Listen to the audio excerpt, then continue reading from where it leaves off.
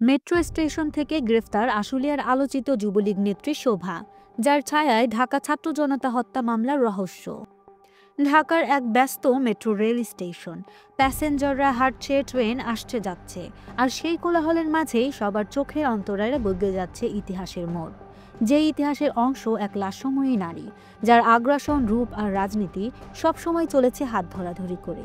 কিছু ভাগ্যাহত ছাত্র যারা অকালে শাহাদত বরণ করেছে দেশকে ভালোবেসে, আর এক চৌকুশ পুলিশি অভিযান।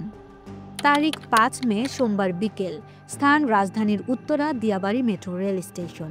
আর ঠিক এখানেই গ্রেফতার হন আশুলিয়ার আলোচিত যুবলীগ নেত্রী শাহনাজ পারভীন শোভা। কে এই শোভা? কেন তিনি পুলিশের নজরে? আর কি সম্পর্ক তার ভয়ঙ্কর ছাত্র জনতা হত্যার সাথে? আজকের ভিডিওতে জানবো সেই সব প্রশ্নের উত্তর। যেখানে আছে আগুন সেখানেই তৈরি হয় ধোঁয়া, আর এই শোভার চারপাশে জমে আছে এক ধোঁয়াটে অধ্যায়। পুলিশ জানায়, একটি গোপন সংবাদের ভিত্তিতে সোমবার বিকেলে অভিযান চালানো হয় দিয়াবাড়ি মেট্রো রেল স্টেশনে। সেখান থেকে ছাত্র জনতা হত্যা মামলার অন্যতম আসামি শাহনাজ পারভীন শোভাকে গ্রেফতার করা হয়। এই হত্যা মামলা কোনো সাধারণ মামলা নয়।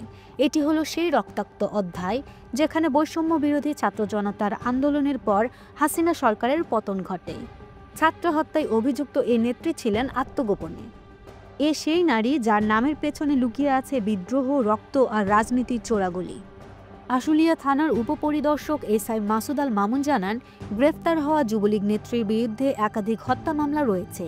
মঙ্গলবার অর্থাৎ ৬ মে তাকে আদালতে পাঠানো হবে। এই শোভা কিন্তু শুধু একজন আসামিই নন, তিনি আশুলিয়া থানা যুবলীগের নেত্রী, ভাদাইল দক্ষিণপাড়া এলাকার ব্যবসায়ী পলাশ মিয়ার স্ত্রী। রাজনীতি, ক্ষমতা, ব্যক্তিগত সংঘাত সবকিছু যেন এক সুতোয় বাঁধা এই শোভা নামটির সাথে। ধামসোনা ইউনিয়নের ৬ নং ওয়ার্ডের সাবেক ইউপি সদস্য ও স্থানীয় আওয়ামী লীগ নেতা সাদেক ভূঁইয়ার সঙ্গেও শোভার পারিবারিক দ্বন্দ্ব দীর্ঘদিন ধরে চলছিল। এই দ্বন্দ্ব বারবার তাকে নিয়ে এসেছে সাভার আশুলিয়ার স্থানীয় রাজনীতি আলোচনার কেন্দ্রবিন্দুতে। আর এখানে শেষ নয়। ২০২৩ সালে সাভারের সাবেক সংসদ সদস্য মোহাম্মদ সাইফুল ইসলামের স্ত্রী সালমা আক্তার পাপিয়া যখন ধামসোনা ইউনিয়নের চেয়ারম্যান প্রার্থী হওয়ার ঘোষণা দেন, তখন সোশ্যাল মিডিয়ায় একটি পোস্ট ঘিরে শোভা ও পাপিয়ার মধ্যে শুরু হয় তীব্র বাগবিতণ্ডা। পরিণতিতে শোভা করেন পাপিয়ার নামে জিডি। আর এই ঘটনা নিয়েও তাকে নিয়ে শুরু হয় নতুন বিতর্ক। আরও পেছনে ফিরলে দেখা যায় ২০২২ সালের ১৫ ডিসেম্বর আশুলিয়া যুব মহিলা লীগের সম্মেলনে যাওয়ার পথে শোভা জড়িয়ে পড়েন সংঘর্ষে। প্রতিপক্ষ নেত্রী তাসলিমা শেখ লিমা। শোভা বারবার ফিরে আসেন খবরের শিরোনামে, বারবার। কিন্তু এবার তিনি ধরা পড়েছেন ছাত্র জনতা হত্যা মামলার আসামি হিসাবে। এবার কি ভিন্ন কিছু হবে? শোভা কি শুধুই একজন নেত্রী, নাকি তিনি সেই ছায়া যার গায়ে রাজনীতি, হত্যা আর ক্ষমতার বিষাক্ত ছায়াপাত? কমেন্টে জানান আপনার অনুভূতি।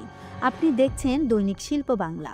সাভার, আশুলিয়া সহ সারা দেশের স্থানীয় এক্সক্লুসিভ খবর পেতে সাবস্ক্রাইব করুন এখনই।